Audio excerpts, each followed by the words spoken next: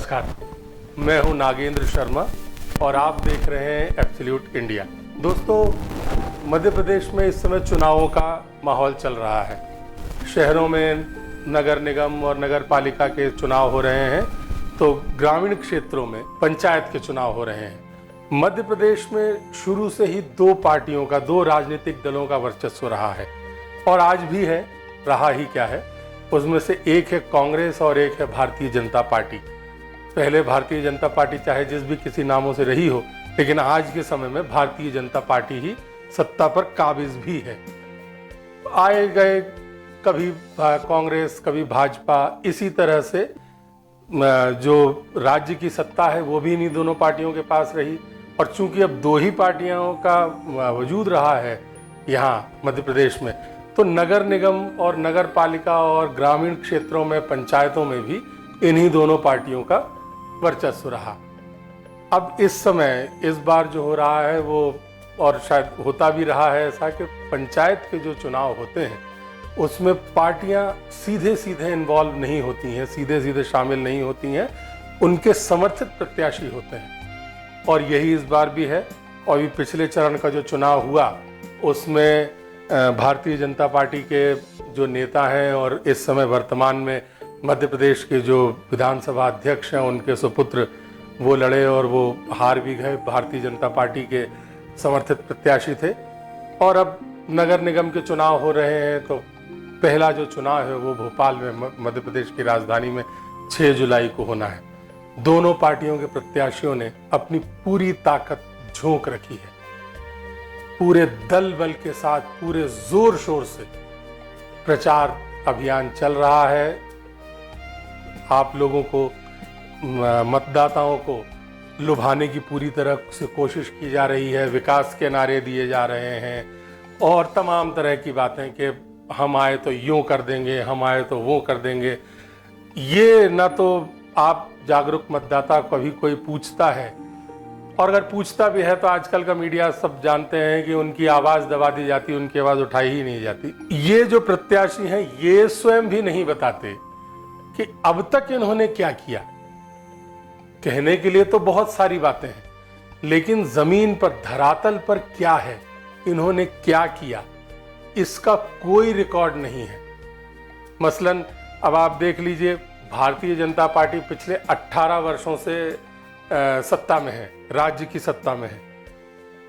और थोड़ा सा एक वक्त 15 महीने का अगर हम निकाल दें जो कांग्रेस के पास था, तो कांग्रेस तो अपना पल्ला झाड़ लेती है कि हमें तो समय ही नहीं मिला। 15 साल के बाद हम आए थे और 15 महीने में हट गए। जब तक हमने कुछ करने की कोशिश की तब तक हमारी सत्ता चली गई, भाजपा ने सत्ता हमसे छीन ली, हमारे विधायकों को खरीद लिया। इस तरह के तमाम आरोप जो है कांग्रेस के लोग लगाते रहते हैं। लेकिन कांग्रेस फिर भी इससे बच नहीं जाती, और वो इसलिए नहीं बच जाती कि इस समय जो कांग्रेस के प्रत्याशी हैं महापौर पद की, वो पहले अपना 5 वर्ष का एक टेन्योर, एक कार्यकाल पूरा कर चुकी हैं। लेकिन यदि पूछा जाए, कहने के लिए बहुत सारी बातें हैं, लेकिन पूछा जाए तो उपलब्धि गिनाने के नाम पर कोई उपलब्धि नहीं मिलेगी। और उसके बाद 5 साल का उनका अपना कार्यकाल जब समाप्त हो गया, उसके बाद से तो वो वनवास में थी। कभी भी ना तो उनका नाम सुना गया, ना वो कभी किसी कार्यक्रम में आई, ना कहीं दिखी। कांग्रेस पार्टी की तरफ से भी उनको कभी कोई पद नहीं दिया गया कि किसी संगठन में, अगर दिया भी गया हो तो हम पत्रकार होते हुए भी नहीं मालूम कि किस संगठन में या कांग्रेस में ही कौन से पद पे थी, या कांग्रेस के जो अनुषांगिक संगठन होते हैं, महिला मोर्चा, तो सेवा दल, तो ये, उसमें वो कहाँ थी और कितनी सक्रिय रही, किसी को कुछ नहीं मालूम।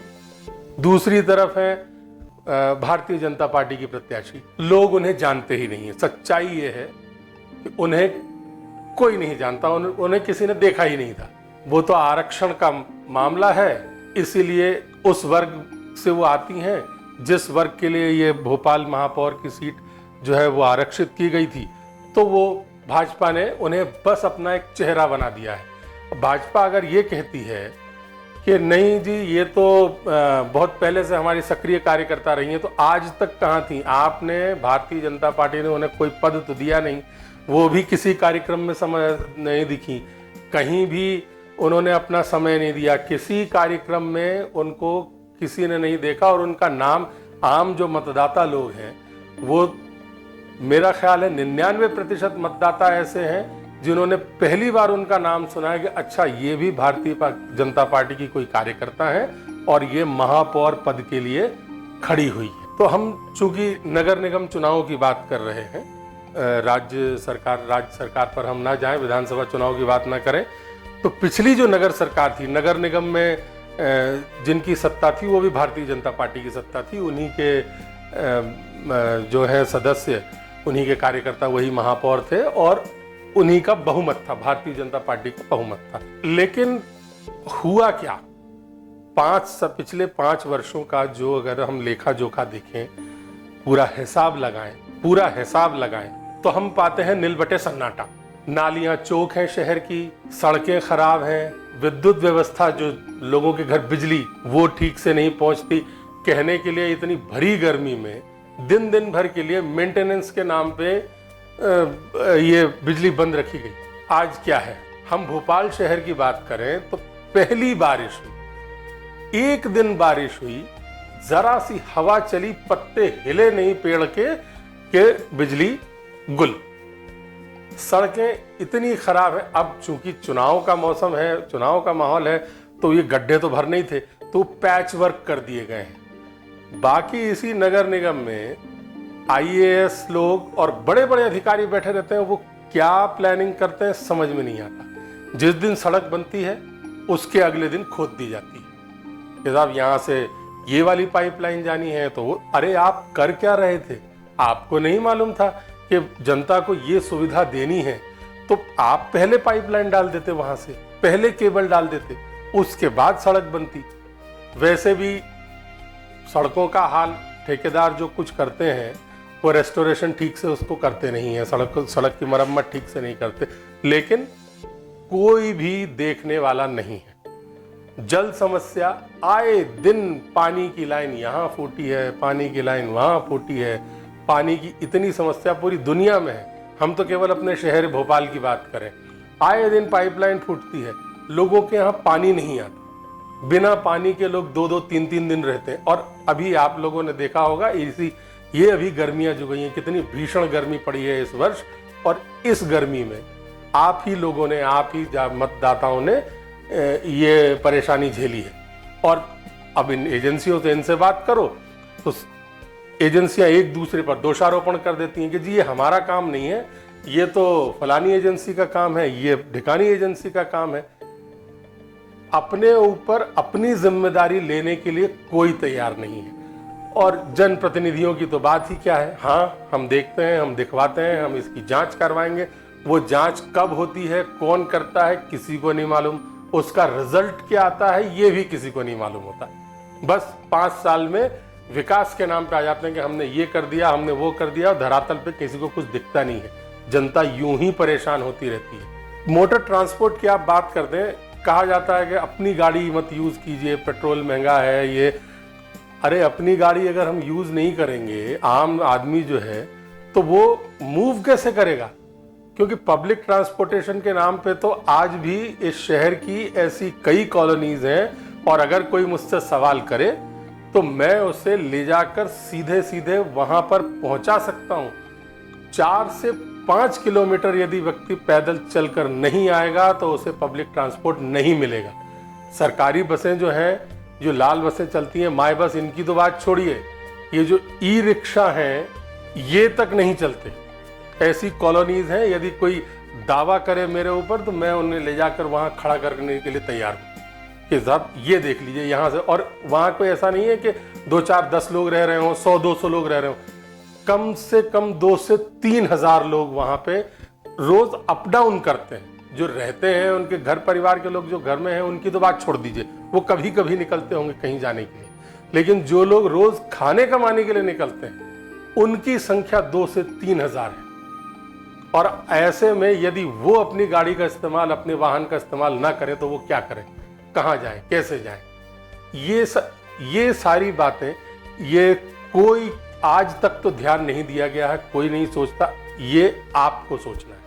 ये जो आप मतदाता लोग हैं, इस 6 तारीख को आप जब मतदान करने जाएंगे तो आपको ये सोचना है कि आपको किसे चुनना है। किसे चुनना है ये तो आपके ऊपर है, आप जागरूक मतदाता हैं, अपने हिसाब से आप लोग तय करें, लेकिन ऐसा तय करें कि ऐसे व्यक्ति को चुने जो आपकी सुने, जो आपकी सुविधाओं पर, जो आपकी समस्याओं पर ध्यान दे कि इनकी ये समस्या है, इसका निराकरण होना चाहिए, ये सुविधा है जो इन्हें मिलनी चाहिए वो नहीं मिल रही है, वो कैसे मिलेगी, उसका क्या समाधान हो सकता है, उस समस्या का निराकरण कैसे किया जाए, आपको इस पे ध्यान देना है।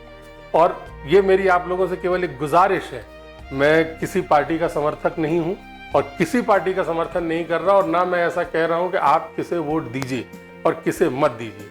देखिए, भारतीय जनता पार्टी, बहुत कड़े शब्दों का इस्तेमाल मैं कर रहा हूं, लेकिन हाल फिलहाल की जो घटनाएं हैं उससे तो यही प्रतीत होता है कि उन्हें केवल सत्ता चाहिए, येन केन प्रकारेण, चाहे जिस तरह से मिले, हर जगह की, दिल्ली में तो है ही, केंद्र सरकार में, हर राज्य में उनकी सत्ता होनी चाहिए। ताज़ा उदाहरण महाराष्ट्र का ले लीजिए या फिर मध्य प्रदेश को ही देख लीजिए। मध्य प्रदेश में कांग्रेस की सरकार थी, फिर कांग्रेस के मंत्री और कांग्रेस के विधायक भारतीय जनता पार्टी में जाकर शामिल हो गए। ऐसा कांग्रेस का आरोप है कि भारतीय जनता पार्टी ने उन्हें पैसे देकर अपने पार्टी में मिला लिया। अब ये आरोप कितना सच है, कितना झूठ है, ये तो भाजपा के लोग जाने और कांग्रेस के लोग जाने, जो लोग चले गए हैं। हम इस बारे में कुछ नहीं कह सकते क्योंकि इसको प्रमाणित करने का हमारे पास कोई साक्ष्य, कोई प्रूफ नहीं है, लेकिन कांग्रेस का ऐसा आरोप है और अभी हर जगह ये होता हुआ दिख भी रहा है, तो पता नहीं कहाँ क्या है, कैसा है। खैर, इस बारे में हम बात ना करें। और दूसरी बात रही कांग्रेस की बात, तो कुछ लोग कहते हैं कि साहब कांग्रेस जो है वो डूबता हुआ जहाज है। मेरे व्यक्तिगत विचार में कांग्रेस डूबता जहाज नहीं है, कांग्रेस एक ऐसा जहाज है जो पानी में है तो, लेकिन उसके सवार जो है, उस जहाज को चलाने वाले लोग जो हैं, वो एक एक करके छोड़ के भागते जा रहे हैं और वो भाग भी जाएंगे। आने वाले समय में, आज की वर्तमान परिस्थितियों में कांग्रेस ऐसा जहाज दिख रहा है जो एक दिन पानी में अकेला खड़ा रह जाएगा और लोग दूर से उसको देखकर कहा करेंगे कि ये कभी कांग्रेस नाम का एक जहाज हुआ करता था। ये वर्तमान परिस्थितियां तो यही है, क्योंकि Congress is dependent on old guards, यानी अपने पुराने जो रखवाले हैं उनके दम पे रह गई है, और वो पुराने रखवाले जो हैं वो रखवाली करने के लायक नहीं रह गए, नए लोग हैं नहीं। भारतीय जनता पार्टी नए लोगों के साथ है, अधिक ऊर्जावान है, वो ठीक है, लेकिन उनकी ऊर्जा, उनका दिमाग जो है वो कहना चाहिए कि भारतीय संविधान के अनुसार सही दिशा में जाता हुआ तो नहीं दिख रहा। अब ऐसे में मेरे व्यक्तिगत विचार में ये दोनों पार्टियां अछूत हैं, इन दोनों को नकार देना चाहिए। ये दोनों पार्टियां इस लायक नहीं रह गई हैं कि इनको वोट दिया जाए। मैं, हालांकि अब तीसरी पार्टी आम आदमी पार्टी है, उसने भी मध्य प्रदेश में आमद दी है, दस्तक दी है और वो भी चुनाव लड़ रहे हैं, मैं उनका भी समर्थन नहीं कर रहा। मेरे कहने का तात्पर्य ये बिल्कुल न लगाया जाए कि कांग्रेस और भाजपा को छोड़कर और आम आदमी पार्टी को वोट दे देना चाहिए, जी बिल्कुल नहीं। ये आपको तय करना है किसको वोट देना है, क्योंकि आम आदमी पार्टी ठीक है, दिल्ली में उनकी 2 बार की सरकार है और पंजाब में भी बना ली, लेकिन दिल्ली की और भोपाल की है, मध्य प्रदेश की मूलभूत जो क्या कहना चाहिए, ज़रूरतें जो है उनमें फ़र्क है। अब इसमें भोजन को, खाने को ना लाएं, क्योंकि भोजन जो है वो दुनिया के चाहे किसी भी कोने में आप चले जाएं, वो ज़रूरत है, बुनियादी ज़रूरत है। वो दुनिया का, आप पेरिस की बात क्यों ना करें जो दुनिया का सबसे महंगा शहर है ना, वहाँ भी तो भोजन तो वहाँ के लोगों को भी चाहिए, तो भोजन की बात आप मत कीजिए।